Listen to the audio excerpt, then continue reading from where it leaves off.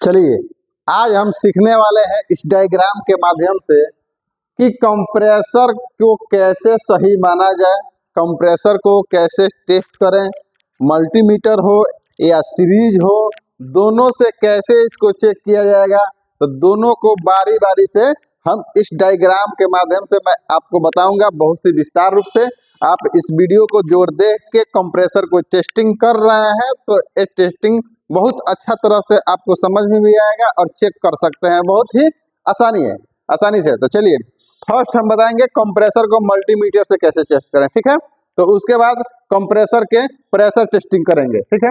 तो चलिए देखिए, जब भी कंप्रेसर एक तरह से एक मोटर है।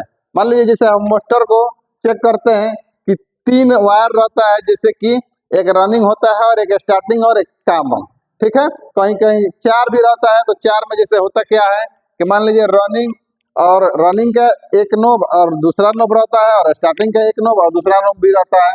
तो उनको रनिंग और स्टार्टिंग दोनों को एक दूसरे में मिला के उसको एक वायर निकाल दिया जाता है तो कॉमन हो जाता है, और स्टार्टिंग और रनिंग 2 पॉइंट और बच जाता है, ठीक है। तो ऐसा ही 3 पॉइंट इसमें भी है, जो एक कॉमन का एक पॉइंट है और एक रनिंग का और एक स्टार्टिंग का है, ठीक है।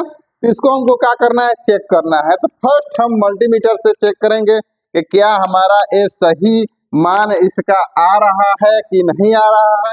तो क्या करेंगे हम कि मल्टीमीटर से किसी भी एक पिन पे मल्टीमीटर का नोब रखेंगे,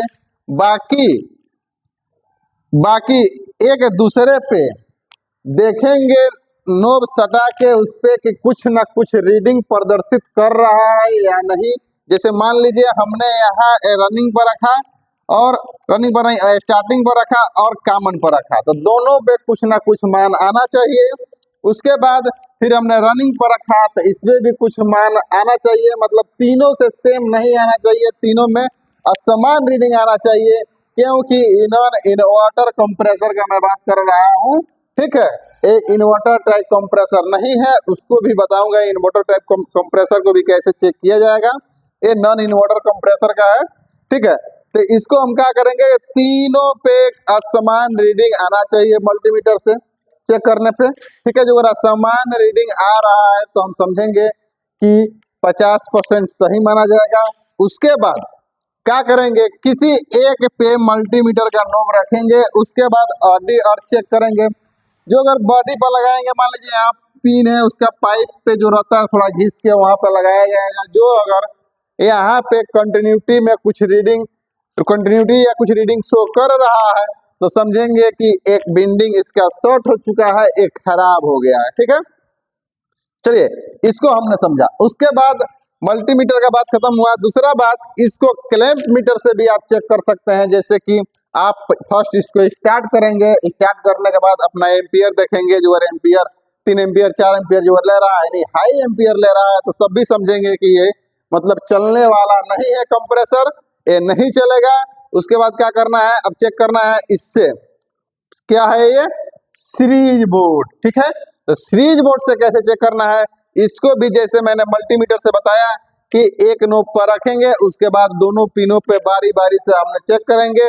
जो अगर इस पे तीनों पे असमान रूप से बल्ब आपको जल रहा है तो समझेंगे इसका बेंडिंग सही है। एक बात और, इसको चेक करने के बाद एक नोब पे फर्स्ट यहाँ रखेंगे सीरीज का पहला वायर, दूसरा हम रखेंगे बॉडी पर। इसको बॉडी पर देखेंगे कुछ इसका मतलब बल्ब ग्लो कर रहा है, नहीं जल रहा है, तो समझ जाइए कि ये कंप्रेसर हमारा शॉर्ट हो चुका है, चलने लायक नहीं है। तो आप इस वीडियो को देख के समझ गए होंगे कि कंप्रेसर को कैसे टेस्टिंग किया जाता है। रहा बात, यहाँ आप देख लीजिए, एक चार्जिंग लाइन है, ये सक्शन लाइन हमारा है, ये डिस्चार्ज लाइन है। इससे क्या होता है, यहाँ से हम गैस चार्ज करते हैं यानी प्रेशर चढ़ाते हैं, यहाँ से क्या होता है, ये खींचता है, ऑपरेटर से यहाँ खींचता है और यहाँ से डिस्चार्ज करता है, गैस हो चाहे प्रेशर हो, ठीक है। यहाँ से अपना डिस्चार्ज करता है और एवापोरेटर से कैपिलरी टू फिल्टर होके अपना जाता है और एवापोरेटर सीधा सक्शन लाइन में आता है, ठीक है। तो इसको इस माध्यम से चेक करते हैं और इस माध्यम से इसको प्रेशर भी चढ़ाते हैं। रहा बात, ये आप देखे होंगे 1 2 3 4 यहाँ रखा है, यहाँ है क्या है, ये है ग्रोमेट रबड़, ग्रोमेट रबर इसलिए लगाया जाता है, कंप्रेसर चलने के बाद वो वाइब्रेट करता है, वाइब्रेट करता है तो वो फ्रिज में लगा होता है या एसी में लगा होता है, तो वाइब्रेट करने की वजह से एक ग्रोमेट रबर लगा होता है, तो होता है क्या कि उस जंपिंग को वो मेंटेन में करता है, यानी रखता है, इसको आगे पीछे नहीं होने देता है, यानी साउंड भी नहीं आने देता है, इसी में एडजस्ट हो जाता है। इसी 4 ग्रोमेट रबर लगा होता है उसको उसमें, ठीक है। तो दूसरा बात कि जो अगर यहाँ से आप चाहे प्रेशर देके चेक करने के लिए, तो यहाँ पे फर्स्ट हमारा कंपाउंड गेज होगा या प्रेशर गेज होगा, दोनों से चेक कर सकते हैं। प्रेशर गेज जो अगर होगा तो यहाँ से कंप्रेसर का एक लाइन इसमें जोड़ेंगे और दूसरा लाइन हम कंप्रेसर में जोड़ देंगे। जोड़ने के बाद हम प्रेशर स्टार्ट करेंगे। प्रेशर हमारा कंप्रेसर का कम से कम 150 psi जाना चाहिए। 150 psi जाके वहां पर रुक जा रहा है।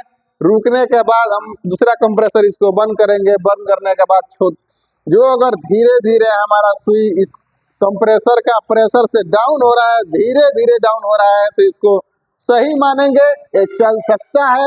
ऐसे तो माना जाएगा कि मतलब वहाँ रुका रहे तो बेटर रहता है, लेकिन थोड़ा थोड़ा आ रहा है तो हम समझेंगे कि ये चलने लायक है। जो अगर तेजी से आ रहा है तो समझेंगे कि हमारा कंप्रेसर का प्रेशर भी खराब हो, प्रेशर भी खत्म है, मतलब ये 100% चलने लायक नहीं है। चलिए, ये वीडियो देख के आपको कंप्रेसर को टेस्टिंग के बारे में समझ में आ गया होगा।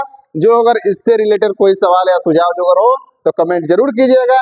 ये वीडियो अच्छा लगे तो शेयर कीजिए, लाइक कीजिए। इस चैनल पर नया है तो सब्सक्राइब करिए। ये वीडियो देखने के लिए तहे दिल से धन्यवाद। Thank you.